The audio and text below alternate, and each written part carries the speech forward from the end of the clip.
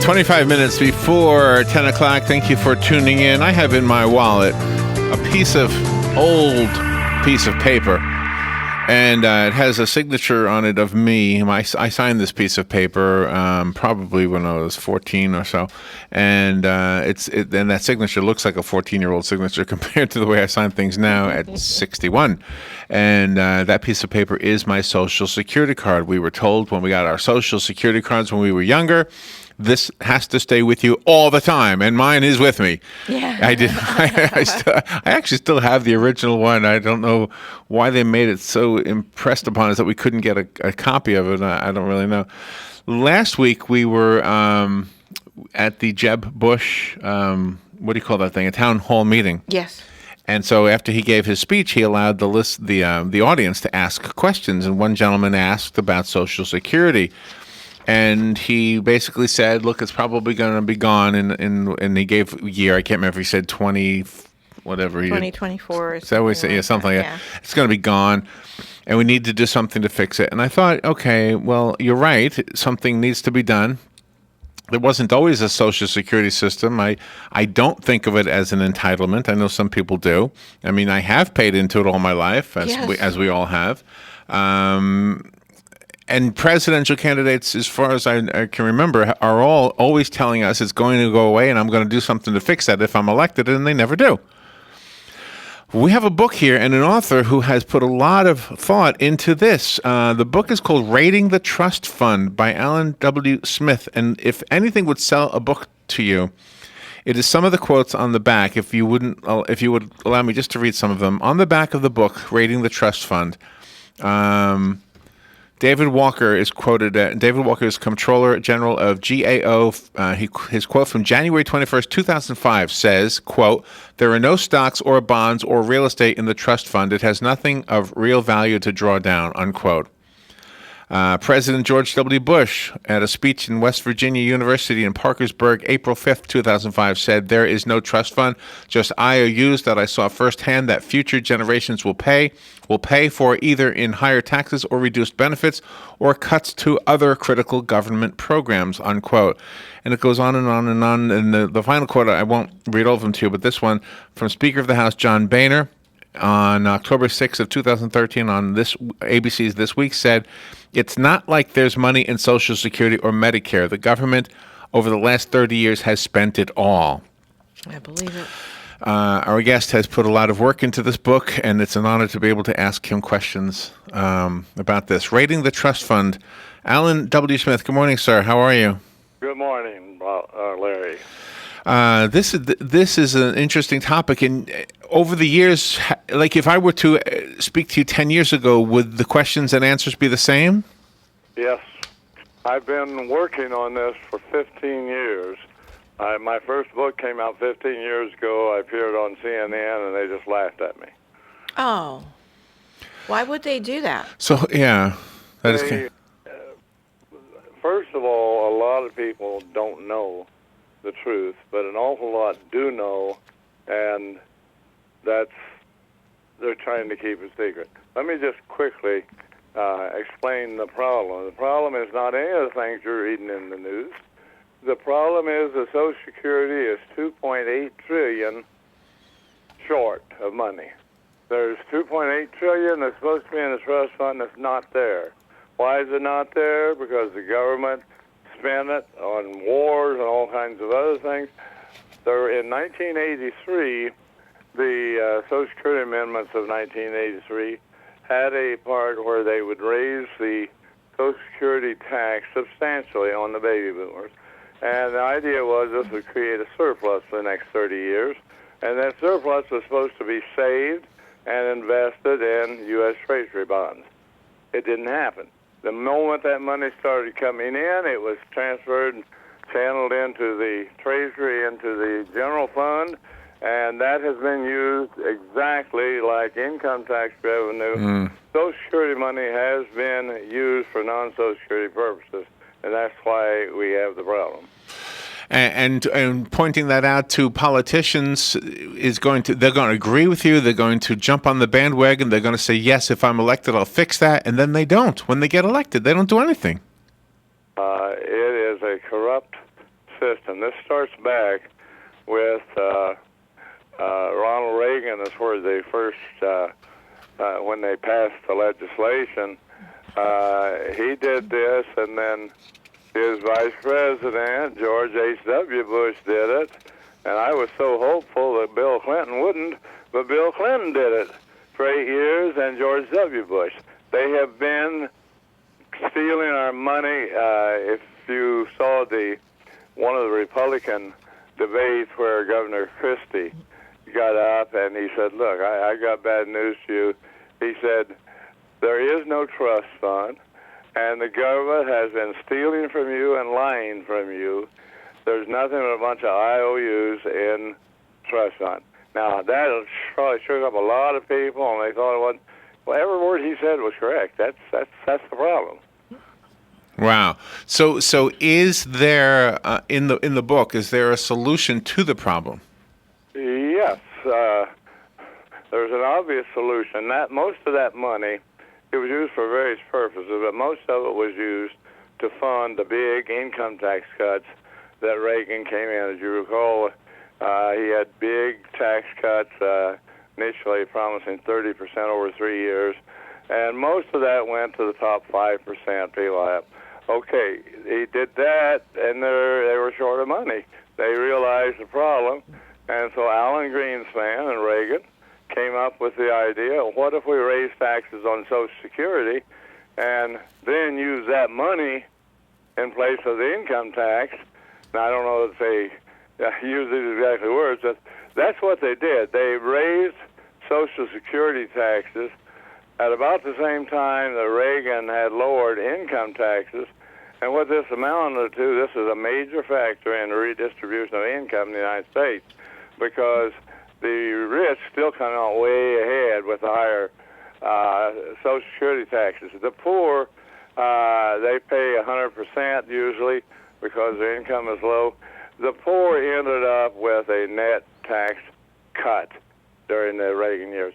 And from that point on, most people are aware that over the last 30 years there's been a disappearance of the middle class, that there's been more and more rich and the more and more at the bottom end. That's the primary way it happened, is you tax the poor and you take that tax money and use it to finance tax cuts for the rich. None of this stuff is out. None of this stuff is ever mentioned. And but that is a major problem that most people don't talk about, is the rich getting richer and the poor getting poorer, and that's a result of this action. Now, if a person is receiving Social Security benefits now, and not just Social Security money, but benefits like going to the doctor and things like that, are they taxed? Do they have to file income taxes at the end of the year? A person that's retired? I'm not familiar with that. Yes, income tax filing requirement. I don't know exactly what it is now, but if you make $150, you don't. But I think it's over $500 or $1,000, something like that. They all have to file returns. So you're paying twice on that Social Security. You're not only paying once when you're working, but you're also paying another tax on the money you've put in. Absolutely, and this is what really was so wrong about this whole thing, is the concept that we're going to let the baby boomers pay for their own benefits in advance. Up until that time, each generation would pay for the benefits of their parents' generation. But the baby boomers, they added additional tax, so they would prepay their money, and supposedly it was going to be saved, and when they got there, it'd be there. Well, they got the higher taxes, so they didn't get the saving. Wow. Wow. This is really, I think you're beginning to see, a terrible, terrible thing, but most Americans won't even consider that could possibly have happened. We'll continue on the other side of the break. Alan W. Smith is our guest. His book is called Raiding the Trust Fund, Using Social Security Money to Fund Tax Cuts for the Rich. I think he gave us a good thumbnail sketch of what that is about and what's in the book. We'll take a little break and find out more when we come back. This is WOCA. The weather weather is brought to you by myfwc.com. Safe boating is no accident. On this Monday, it'll be partly sunny with a high of 63 to 67. Clear to partly cloudy, breezy and chilly Monday night with a low of 40 to 45 in a few inland spots, 55 right at the coast. Tuesday, partly sunny and breezy. There can be a brief shower or two near the coast. The high around 60 in the north to 68 in the south. And on Wednesday, variable cloudiness with a shower, highs in the mid-60s to low 70s. From the Florida Weather Center, meteorologist Joe Lundberg.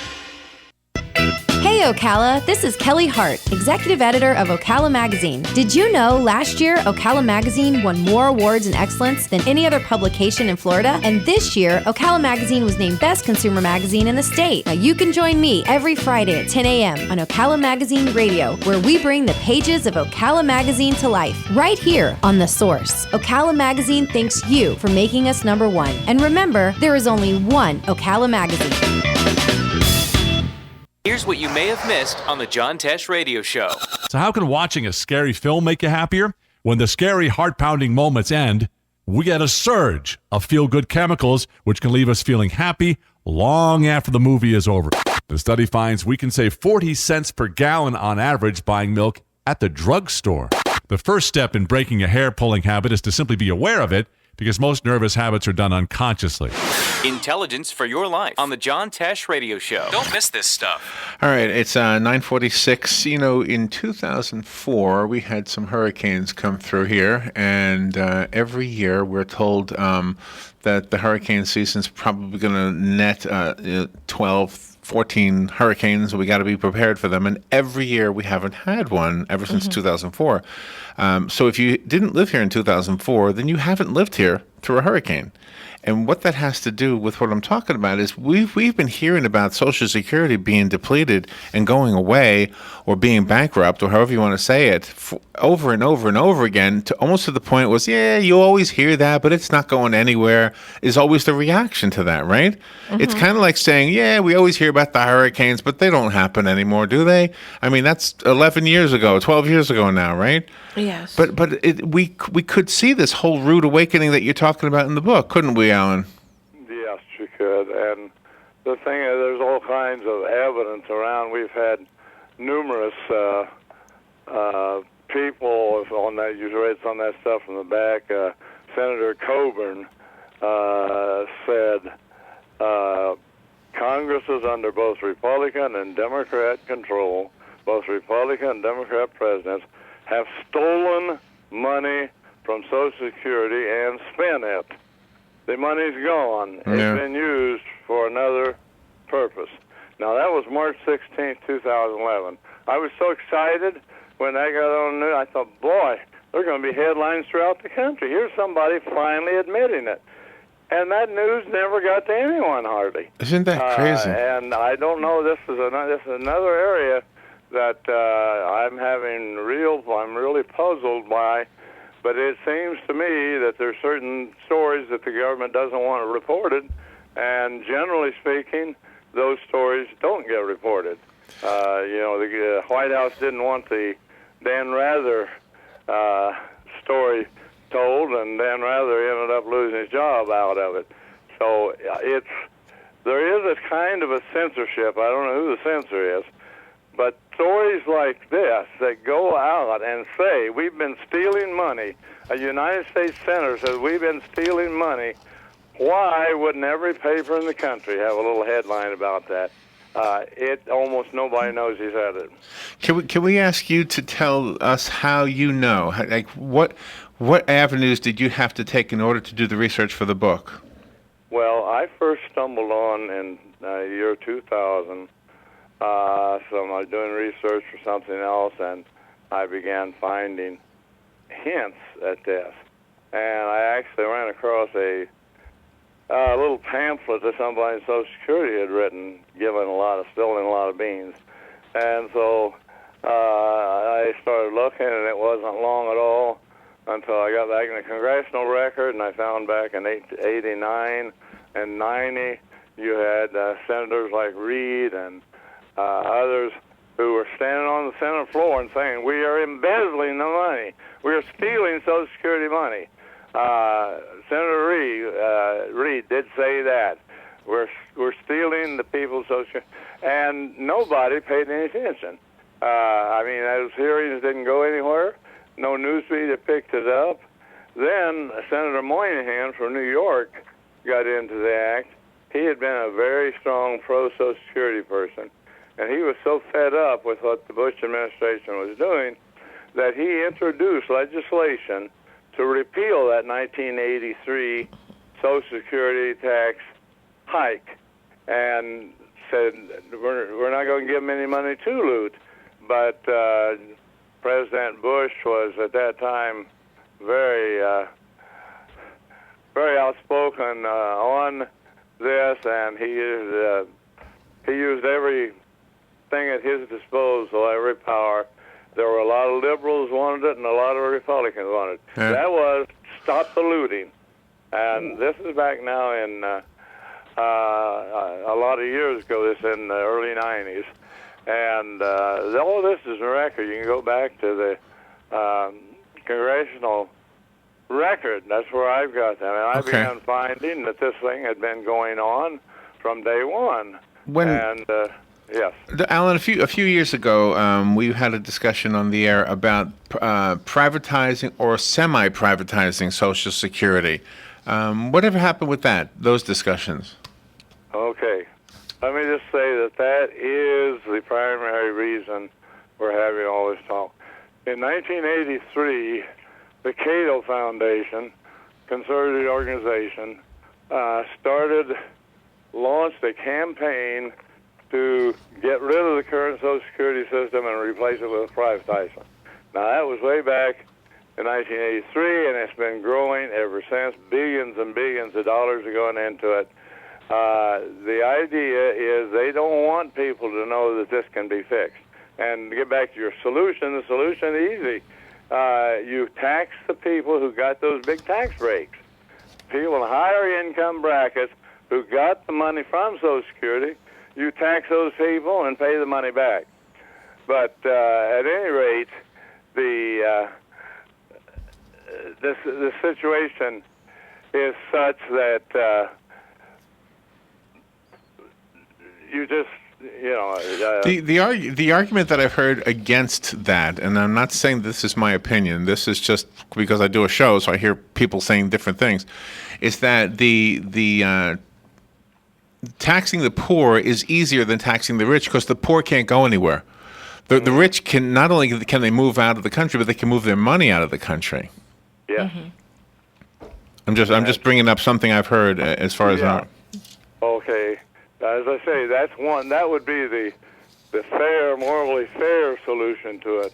Otherwise, you can have a general rise in taxes or something else over a long time. It took 30 years to get this money out. And the only thing wrong right now, if this $2.8 trillion were back in the trust fund, you wouldn't even have Social Security in the news today. It wouldn't be a story.